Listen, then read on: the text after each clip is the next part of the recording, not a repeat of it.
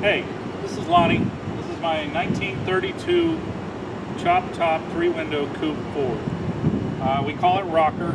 You'll see the influence of a rocker jacket, you know, the worn out leather jacket with the studs on the interior. So we'll get to that.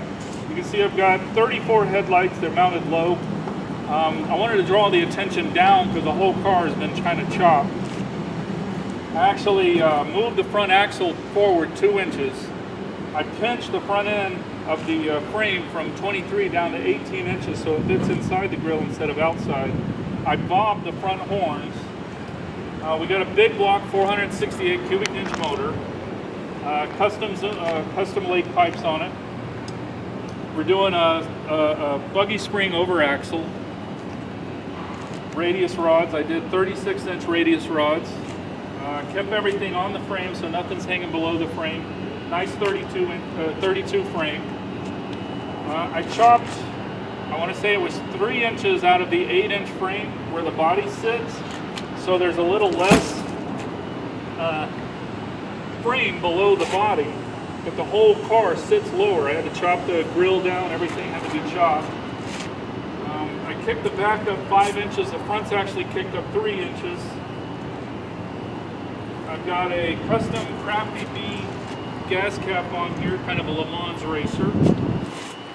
Right now the wheels on it are just, you know, different mood today. It comes with white walls and radar style wheels. I think they're rocket racing wheels. I have custom tail lights. It came from Contour. The tail lights were found at a factory. They're actually from the 50s. They were still wrapped in the 50s. They're glass tail light lenses, and Contour made the bezel that they fit into. They kind of resemble 50 Pontiac, but they're not at all. They're more like a beehive, concentrical inside, but they're smooth. So I've got, how can I put this? You can see the leather and trunk. So we made a trunk. We used the hot rod hood straps that were also on the front hood. So it's got hot rod hood straps, and this is actually the gas tank right here. And this section here is the battery. But it looks like I'm carrying a trunk, like a steamer trunk. There's a little cubby here in the underneath the carpet down on this side that you can store some cleaning supplies or some tools right down in this area. I use Daytona weave carpet because I really liked it in the Tri-5s. There was a kind of carpet that came in there. It's super easy to clean. You just brush it out, you vacuum it. 100% leather inside. I've got this really nice prop rod that's for a hood, but I really like the way it looks, so I put it on the back. Buggy spring on the back. I didn't like the ride of the coil over, so I did a buggy spring. Plus it gives it a more traditional look from the back. Come on around. Here's where you'll see the interior.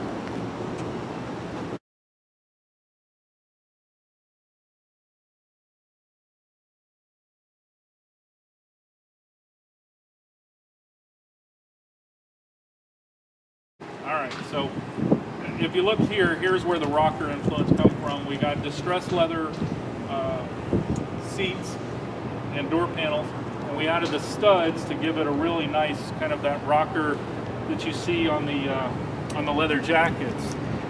And when you get inside, you can see the Daytona weave. You can see the influence of all the studs everywhere, and you'll see the 40 style steering wheel. And you'll see a one-off dash. Well, not a one-off, but it's a custom-made dash. We're using the 53 Ford heater box. And inside of it, I've got the controls for the AC, the windows, and the stereo. So it makes a nice addition. When it's closed, you don't see all that. The Turner microphone on a custom shifter arm. It is automatic. It has a flash stall that under normal conditions it'll drive normally like 700 RPM. You'll be moving down the street. But if you step on it, it'll go all the way to like 2,800, 3,000 RPM.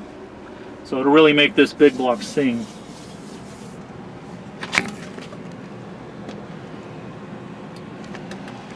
paint, ghost flames. It's air conditioned. I have wipers. Power seat, power driver seat. It's got a nice stereo. Seat belts in it. There's a custom firewall I built for it between the seats and the back. I also moved the seats back as far as I could, which is about 5-6 inches back from normal seating. So you got plenty of leg room in this car, plenty of hip room. I'm a 250-pound guy, and I don't have a problem sitting with another 250-pound guy in it, and I got plenty of leg room. There's one of those prisms on the windshield because you can't see the traffic light, but other than that, everything's good. You can see the leather straps. The hood does have a hood mounting mechanism that's hidden underneath, so you pop a couple pins and the hood pops right off. You can drive with or without the hood. But yeah, Terraclaw latches. 1932 Ford. Chop top 3 window.